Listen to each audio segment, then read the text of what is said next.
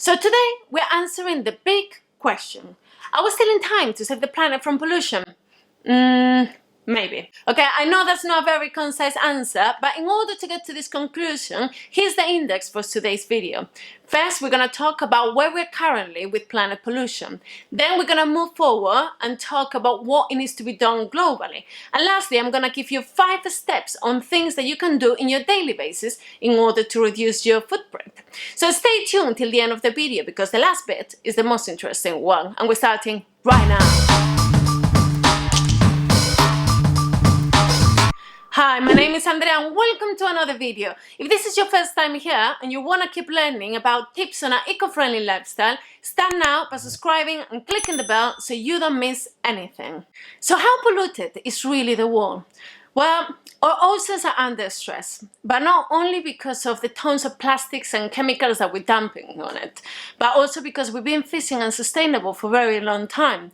50% of the world's coral has already disappeared, which is kind of saying that the source of life in the ocean is disappearing.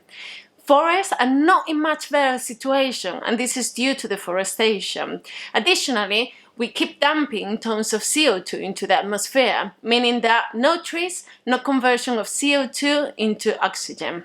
All of this translates into the fact that the last 5 years have been the warmest 5 years period in record, meaning that Antarctica has been melting quicker than what originally the UN has predicted. In conclusion, the world is already polluted. But if we continue consuming, producing and powering our lives the way we're doing it, oceans, forests and climate systems will collapse, meaning that we will be suffering food and water scarcity as well as the quality of the air that we'll be breathing, it will be really poor.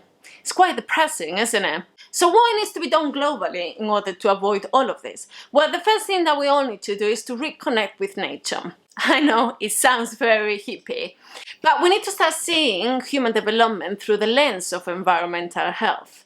Only by that way we will be able to keep progressing, but without harming nature, but becoming one with it. I'd like to give an example. So in the 18th century, we had the Industrial Revolution, which was good in certain things, maybe not that great in others, but we went through it. Our economy grew. Now we need an environmental revolution. And the thing is that it's true that in the 18th century, governments and companies had an economic incentive behind it. But whatever incentive nowadays, that conserving our forests and our oceans and our wildlife, is that not a big incentive? Also, if we will be moving into green energy, we'll not only be saving the planet, but we will also be generating more jobs and the cost will be much lower. That's why now is the time for companies, governments and communities to get together and to establish workflows that will lead us to a change. Also, we have an advantage that the people from the 18th century didn't have, and is that we already have the knowledge and the technology. We only need the support in order to implement it and improve it. Only by that way we're going to become pros and live in an eco-friendly lifestyle. So what we consumers can do about all of this? I mean, we don't have the power that big organizations have. That's true, but also we have more power than you might think. I mean, just think about it. There is no product if there is no demand. So for that reason, I'm going to give you 5 quick steps that you can follow in your daily basis in order to support the change and hopefully turn that maybe at the beginning of the video into a yes, we can save the planet. So here we go. Step number 1, be informed. Be informed with all the procedures and things that you can do in a daily basis in order to become more eco-friendly. Knowledge is king here. I'm going to use the example of recycling. There is many things that you can learn and you can be informed about it, but I'm just going to use this example.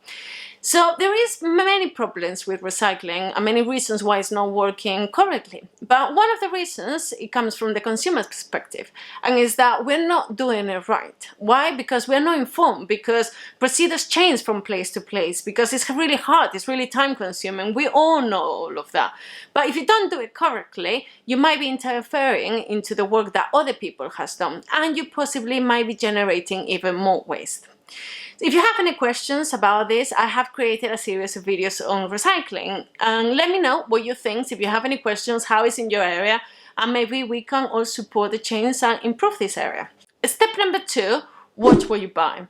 So we live in a very consumerism society. So before buying something, try to reuse. If you can't, ask yourself if you really need the product. But if you really need the product, try to go for brands that they actually support the environment. What that means, it means that they're not using plastic as packaging, that they don't support deforestation, that the product doesn't come from really, really far away, so you reduce your footprint. It's small steps, but make big changes. The thing is that this might take you a little while, because we have thousands of products around us.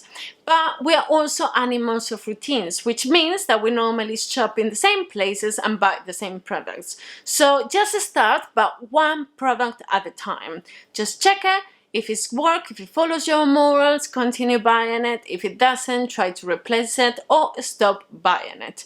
Only by that way you're gonna start having some knowledge about what is going on and what you are buying. Some of us, we are not very conscious of the things that we're buying. Step number 3, it's sustainable.